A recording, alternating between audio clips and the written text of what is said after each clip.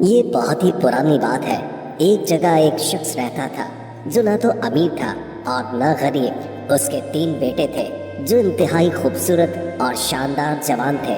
وہ تعلیم یافتہ، ہوشیار اور سمجھدار تھے۔ ان کا اٹھنا بیٹھنا ہمیشہ اچھے لوگوں کے ساتھ ہوا کرتا تھا اور وہ برے لوگوں سے دور رہا کرتے تھے۔ سب سے بڑا بھائی تونگیج بہادر 21 سال کا تھا۔ منجلا بھائی تنجا بہادر 18 سال کا تھا اور سب سے چھوٹا بھائی گیجا بہادر 16 سال کا تھا۔ ایک دن ان کے والد نے تینوں بیٹوں کو اپنے پاس بلایا، انہیں قریب بٹھایا، ان کے سر پر شفقت سے ہاتھ پھیرا اور محبت بھری نظروں سے دیکھتے ہوئے کہا، میرے پیارے بیٹو، میرے پاس تمہیں دینے کے لیے دولت نہیں ہے۔ میرے مرنے کے بعد جو کچھ تمہارے پاس بچے گا وہ زیادہ دن نہیں چلے گا، اس لیے مجھ سے زیادہ امید نہ رکھو۔ میں نے تم لوگوں کے لیے وہ سب کچھ کیا ہے جو میرے بس میں تھا۔ تمہیں 3 بڑے تحفے دیے ہیں۔ نمبر 1، میں نے تمہیں صحت مند اور مضبوط جسم عطا کیا۔ نمبر 2، میں نے تمہیں ہتھیاروں کے استعمال کا ہنر سکھایا اور تم بہترین سپاہی بن گئے۔ نمبر 3، میں نے تمہیں بہادری کا سبق دیا اور اب تم نڈر اور جری انسان ہو۔ اب میری 3 نصیحتیں سنو اور انہیں ہمیشہ یاد رکھو۔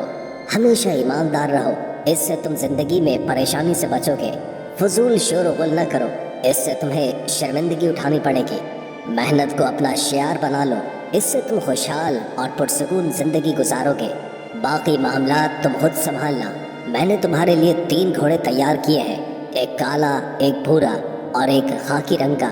ساتھ ہی تمہارے تھیلوں میں 1 ہفتے کے لیے کافی خوراک بھی رکھ دی ہے تاکہ تمہارے سفر میں آسانی ہو۔ اب تم لوگ سفر پر روانہ ہو جاؤ، دنیا دیکھو اور تجربات حاصل کرو۔ دنیا کو جانے بغیر انسان مکمل نہیں بن سکتا۔ اپنی قسمت آزماؤ اور جو حاصل کر سکتے ہو کرو۔ سفر بخیر میرے بیٹوں۔ یہ کہہ کر باپ ان سے رخصت ہوا۔ تینوں بھائیوں نے سفر کی تیاری شروع کر دی۔ اگلی صبح پاؤں پھٹتے ہی وہ گھوڑوں پر سوار ہو کر روانہ ہو گئے۔ وہ بغیر رکے سارا دن سفر کرتے رہے اور اپنے گھر سے بہت دور نکل گئے۔ جب شام ہوئی اور اندھیرا چھانے لگا تو وہ ایک جگہ رک گئے تاکہ رات گزار سکے۔ گھوڑوں سے اتر کر انہوں نے کھانا کھایا اور سونے کی تیاری کی۔ چونکہ وہ جگہ ویران اور سنسان تھی، انہوں نے فیصلہ کیا کہ تینوں ایک ساتھ نہ سوئیں۔ انہوں نے رات کو 3 حصوں میں تقسیم کر لیا اور باری باری پہرا دینے کا ارادہ کیا۔ سب سے پہلے بڑا بھائی تونگیج بہادر پہرا دینے لگا، باقی دونوں بھائی آرام سے سو گئے۔ تونگیج بہادر اپنی تلوار کے ساتھ بیٹھا ارد گرد نظر دوڑاتا رہا اور اپنے بھائیوں کی حفاظت کرتا رہا۔ رات پرسکون اور چاندنی سے روشن تھی، ہر طرف خاموشی کا راج تھا۔ لیکن اچانک دور سے شور سنائی دیا تو تونگیج بہادر فوراً چوکنا ہو گیا اور اپنی تلوار سنبھال کر تیار کھڑا ہو گیا۔ جس مقام پر وہ رکے تھے اس سے کچھ ہی فاصلے پر ایک گھنا جنگل تھا۔ اسی جنگل میں ایک شیر اپنی کھو میں آرام کر رہا تھا، لیکن اب وہ حرکت میں آ چکا تھا۔ بھوک کے باعث شیر اپنی کھو سے باہر نکل آیا اور تونگیج بہادر نے میدان کا رخ کیا۔ جب شیر اس کے سامنے آیا تو وہ بالکل بھی نہ گھبرایا، کیونکہ اسے اپنی بہادری پر پورا یقین تھا۔ اسے صرف اس بات کی فکر تھی کہ کہیں اس کے بھائیوں کی نیند خراب نہ ہو جائے، اس لیے وہ کچھ فاصلے پر جا کر کھڑا ہوا۔ شیر اس کے پیچھے آیا تو تونگیج بہادر نے پلٹ کر تلوار کا وار کیا اور شیر کے دائیں پنجے کو زخمی کر دیا۔ زخمی شیر دھاڑتا ہوا اس پر حملہ کرنے لگا، مگر تونگیج بہادر چالاکی سے ہٹ گیا اور بائیں پنجے پر زور سے تلوار چلائی۔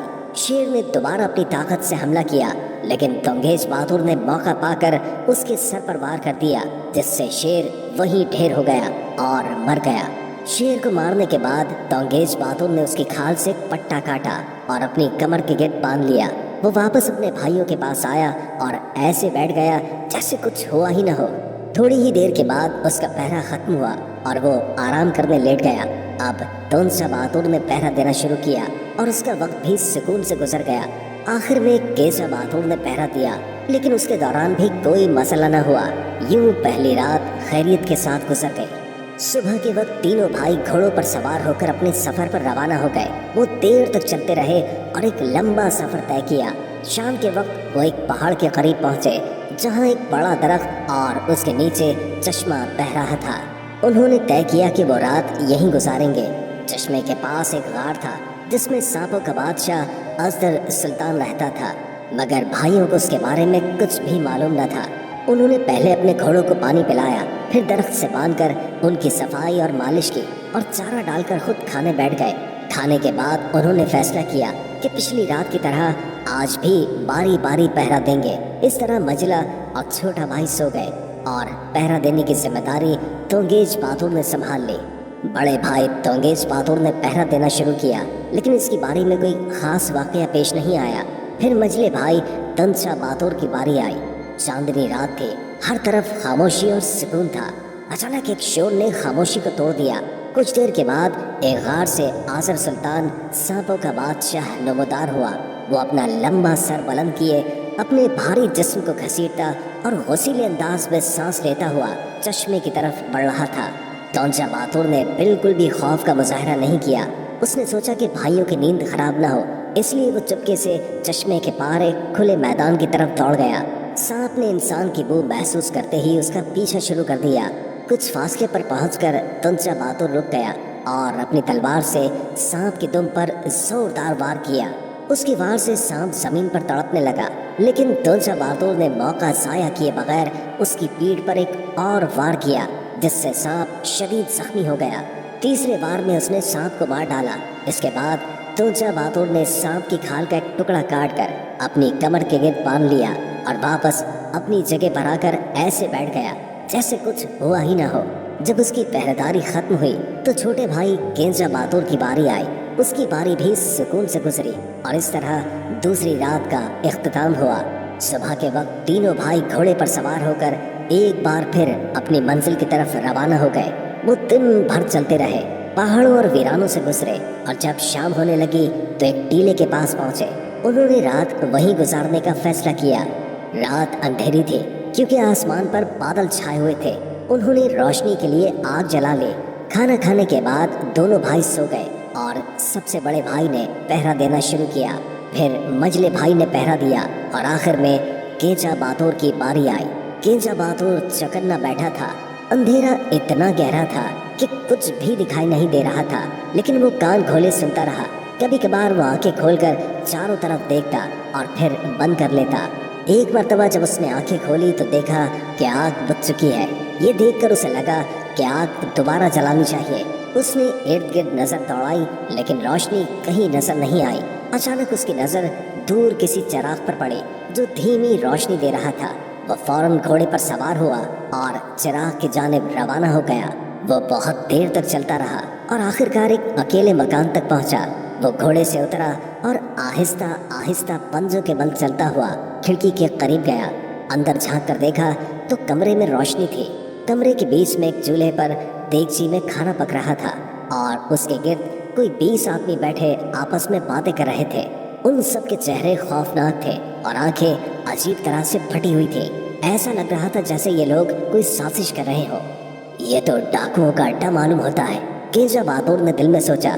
اگر میں انہیں یہیں چھوڑ کر چلا جاؤں تو یہ کسی ایماندار انسان کا کام نہیں ہوگا۔ مجھے ان کے بیچ رہ کر ان کی چال ڈھال معلوم کرنی چاہیے تاکہ موقع دیکھ کر اپنا کام کر سکوں۔ یہ فیصلہ کر کے وہ دروازے کے قریب گیا اور ہلکا سا دھکا دے کر اندر داخل ہو گیا۔ ایک اجنبی آدمی کو اس طرح اندر آتا دیکھ ڈاکو فوراً چونک گئے اور فوراً اپنے ہتھیار تھام لیے۔ کینجا بہادر نے ان کے سردار سے مخاطب ہو کر کہا، حضور، میں آپ کا ایک حقیر غلام ہوں، دور دراز کے شہر سے آیا ہوں۔ اب تک چھوٹے موٹے دھندے کرتا رہا ہوں، لیکن بہت دنوں سے میرا ارادہ ہے کہ کسی گروہ میں شامل ہو جاؤں۔ آپ کے جیسے کسی طاقتور گروہ کی تلاش میں تھا۔ آج قسمت نے مجھے آپ کا پتہ دے دیا اور میں آپ کے قدموں میں حاضر ہو گیا ہوں۔ اس نے اپنی بات کو جاری رکھتے ہوئے کہا، آپ کا کرم ہوگا اگر آپ مجھے اپنے گروہ میں شامل کر لیں۔ میری عمر پر مت جائیے، میں کئی ہنر جانتا ہوں، سرنگیں کھودنا، تالے توڑنا اور چھپے ہوئے راستے ڈھونڈنا، یہ سب کام میرے بائیں ہاتھ کے ہیں۔ کینجا بہادر کی چالاکی نے ڈاکوؤں کو یقین دلا دیا کہ وہ ان کے کام کا بندہ ہے۔ سردار نے باقی لوگوں کی طرف دیکھ کر سر ہلایا اور کہا، اچھا، اگر تم واقعی اتنے ہنر مند ہو تو ہم تمہیں اپنے گروہ میں شامل کر لیتے ہیں، لیکن یاد رکھو ہمارے اصول بہت ہی سخت ہیں، دھوکہ دینے کی سزا موت ہے۔ رات گزری اور ڈاکو گہری نیند سو گئے۔ کینجا بہادر نے موقع غنیمت جانا اور چپکے سے دوسرے کمرے کا معائنہ کرنے نکلا۔ وہ دبے قدموں چلتا ہوا ایک کمرے میں پہنچا۔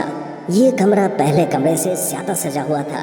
دیواروں پر قیمتی قالین اور زیورات لٹکے ہوئے تھے اور کمرے کے وسط میں एक इंतहाई खूबसूरत औरत का मुजस्मा रखा था। केंजा बहादुर हैरान होकर बोला, ये औरत का मुजस्मा तो दुनिया की किसी भी फूल से ज्यादा हसीन है। वो आहिस्ता से उस मुजस्मे के करीब गया और देखा कि मुजस्मे के दाएं हाथ की उंगली में एक सोने की अंगूठी चमक रही है। उसने बेहद एहतियात से अंगूठी उतारी और अपनी जेब में रख ली। अब वो दूसरे कमरे का मुआयना करने निकला। ये कमरा पहले कमरे से भी ज्यादा खूबसूरत और शानदार था। दीवारों पर कीमती हथियार, चमकते जेवरात और कई राज छुपे हुए दिखाई दे रहे थे। केंजा बहादुर ने सोचा, ये लोग बहुत दौलतमंद हैं, लेकिन मुझे भी यहाँ मजीद राजों को समझना होगा ताकि सही वक्त पर इनके मंसूबे नाकाम कर सकूं। जब रात का सन्नाटा छाया हुआ था, केंजा बहादुर तीसरे कमरे की तरफ बढ़ा। ये कमरा पहले दो कमरों से ज्यादा शानदार और हसीन था। दीवारों पर हल्के गुलाबी रंग के रेशम के पर्दे लटक रहे थे, जिन पर बारीक कढ़ाई से खूबसूरत फूल बने हुए थे। कमरे के वस्त में एक चांदी का पलंग रखा था, जिस पर एक बेहद हसीन लड़की सो रही थी। ये लड़की इतनी हसीन थी कि गोया कायनात का हुस्न उसी के गिर्द से बटाया हो। उसके इर्द गिर्द 16 कनीज़ें नींद में गर्क पड़ी थी, जो गोया सितारों के मानंद उसकी हिफाजत कर रही थी। ऐसा लगता था कि सितारा शहर और सितारा ज़हरा भी उसकी खूबसूरती के आगे झुक गए हो। केंजा बहादुर धीरे धीरे कदम बढ़ाता हुआ पलंग के करीब पहुंचा। वो इस कदर एहतियात से आगे बढ़ रहा था कि किसी के कानों को हवा तक महसूस न हुई। पलंग के करीब जाकर उसने देखा कि लड़की के दाएं कान में एक नायाब जवाहिर से जड़ी बाली चमक रही थी। केंजा बहादुर ने आहिस्ता से बाली उतारी और अपनी जेब में रख ली। अब वो वापस जाने के लिए तैयार था। वो कमरे से निकला, बाग के महल में पहुंचा और दीवारों को उबोर करके बाहर निकल आया। घोड़े पर सवार होते ही उसने जल्दी से अपने अड्डे का रुख किया। जब वो अपने अड्डे पर पहुंचा तो उसके दोनों भाई अभी गहरी नींद में थे। केंजा बहादुर अपनी जगह पर बैठ गया और अपनी तलवार से खेलते हुए सुबह का इंतजार करने लगा। रात का सहर आहिस्ता आहिस्ता टूटने लगा और दुनिया पर रात का स्याह पर्दा उठ गया। सुबह की रोशनी ने हर चीज को रोशन कर दिया और एक नए दिन का आगाज हुआ। केंजा बहादुर ने अपनी रात की मुहिम को जहन में दोहराया और अगले कदम के बारे में सोचने लगा कि इनको आजमाया जाए ताकि खुद ब खुद सच्चाई सामने आ जाए। वजीर ने बादशाह के सामने एक मंसूबा पेश किया। उसने कहा, हम तीनों अजनबी भाइयों को अलग अलग आजमा कर इनकी बहादुरी और अक्ल का इम्तिहान लेंगे। जो भी असल बहादुर होगा वो खुद ही साबित हो जाएगा। बादशाह ने वजीर की बात से इत्तेफाक किया और हुक्म दिया कि फौरी तौर पर इंतजामात किए जाएं। रात होने के बाद तीनों भाइयों को अलग अलग कमरों में ले जाया गया। उनके कमरे इंतहाई खूबसूरत और आरामदेह थे। उनके इम्तिहान के लिए कुछ खास तैयारियां की गई थी। सबसे पहले बड़े भाई तंगेज बहादुर को आजमाया गया। उसके कमरे में एक बहुत बड़ी लोहे की तलवार रख दी गई और कमरे में अचानक रोशनी बुझा दी गई। एक पहरेदार की आवाज आई, यहाँ एक छुपा हुआ दुश्मन है और तुम पर हमला कर सकता है। अगर तुम बहादुर हो तो अपनी हिफाजत करो। तंगेज बहादुर ने फौरी तौर पर तलवार उठाई और अंधेरे में दुश्मन को तलाश करने लगा, लेकिन जब कुछ न मिला तो वो थक हार कर वापस बैठ गया। वजीर ने ये देखा और बादशाह से कहा, यह शख्स बहुत मोहतात है, लेकिन बहादुरी की वो हद नजर नहीं आती जो बाग के वाक़ये में दिखाई दी थी। उसके बाद मजले भाई तुंजा बहादुर की बारी आई। उसके कमरे में एक जबरदस्त आजमाइश रख दी गई। एक मसनूई अजदहा कमरे के दरमियान में रख दिया गया जो हकीकी नजर आता था। जैसे ही रोशनी बंद हुई, कमरे में एक हल्की सी सरसराहट की आवाज गूंजने लगी और मसनूई अजदहा हरकत करने लगा। तुंजा बहादुर ने फौरन अपनी तलवार निकाली और बहादुरी से अजदहे पर हमला किया। उसने उस वक्त तक वार जारी रखा जब तक कि अजदहा बेहरकत न हो गया। वजीर ने यह मंजर देखा और कहा, यह शख्स बेशक बहादुर है, लेकिन इसका अमल इंतहाई जज्बाती है। हो सकता है कि ये शहजादियों की चीजें चुराने वाले बहादुर से मुख्तलिफ हो। आखिर में सबसे छोटे भाई केंजा बहादुर को आजमाया गया। उसके कमरे में कुछ इंतहाई कीमती खजाने रख दिए गए और कमरे के मुख्तलिफ हिस्सों में जाल लगा दिए गए।